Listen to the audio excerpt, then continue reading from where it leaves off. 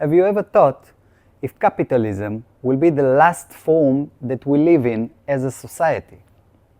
I want to take you 20 years from now and ask you to close your eyes, lay down, and think about you are scrolling the news and you see the next headline: Amorealism will change capitalism.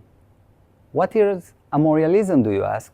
So Amorealism, it's a new social way of living that I invented, which combine the strength of capitalism and wealth and the social strength of well-being for more of us.